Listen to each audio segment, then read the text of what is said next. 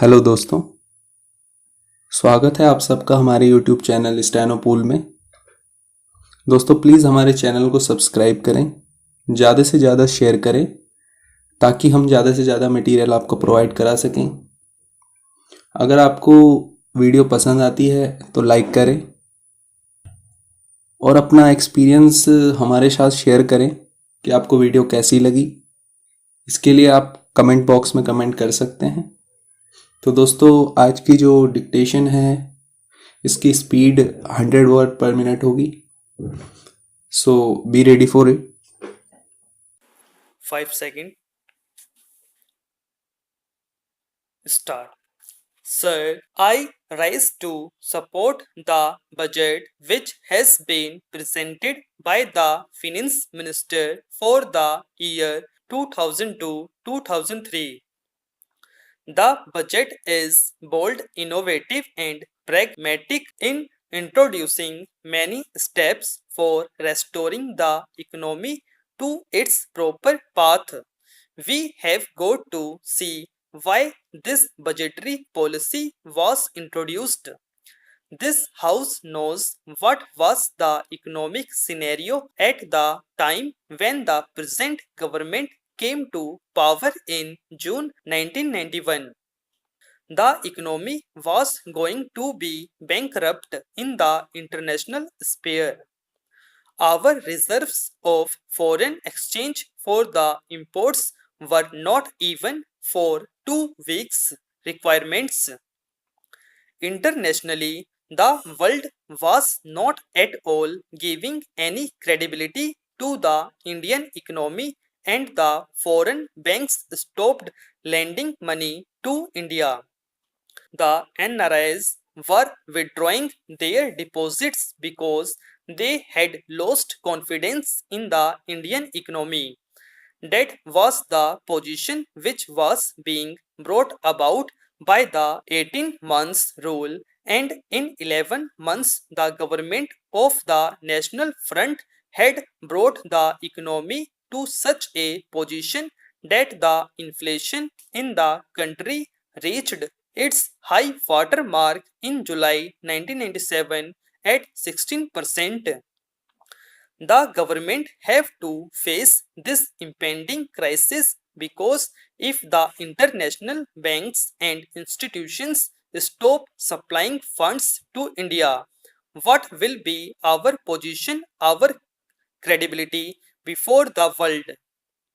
Faced with this situation, the government took the bold step of devaluation and took certain important immediate measures for restoring the economic strength and vitality of our country.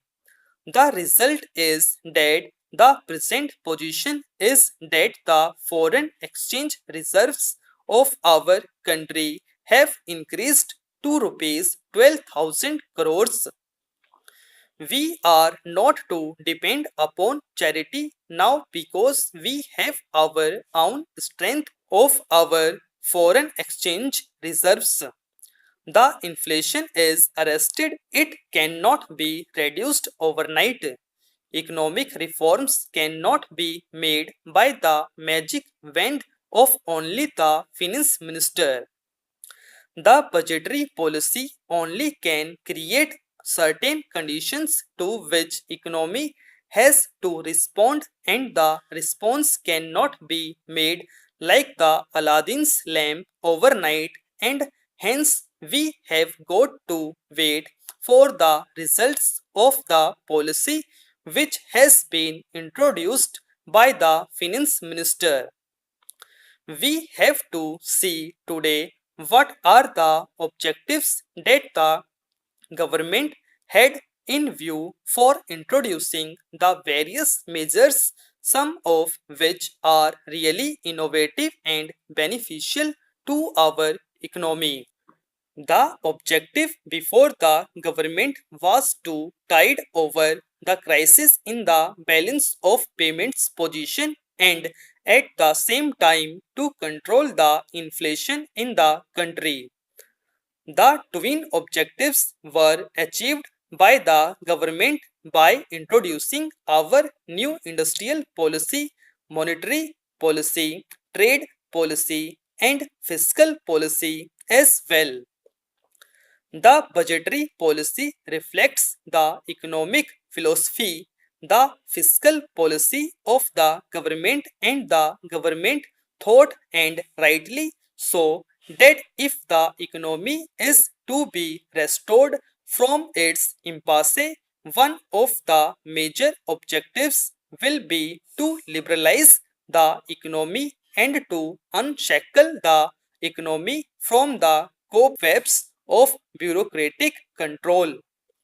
It is precisely because of this reason that the new industrial policy, excepting in certain basic sectors, has now freed the economy from the licensing and other requirements which created artificial bottlenecks in developing the country on its own. The finance minister has introduced various measures to give relief to the different sectors of the economy. He has introduced a drastic cut in the rate of taxation. Today, there are only three slabs of income tax. The people whose income is up to rupees 50,000 are to pay 20%. The people whose income is between rupees 50,000 and 1 lakh are to pay 30%, and for above rupees 1 lakh it will be only 40% with a surcharge which, as assured by the finance minister, will continue only for 1 year. He has also raised the taxation exemption limit from rupees 22,000 to rupees 28,000.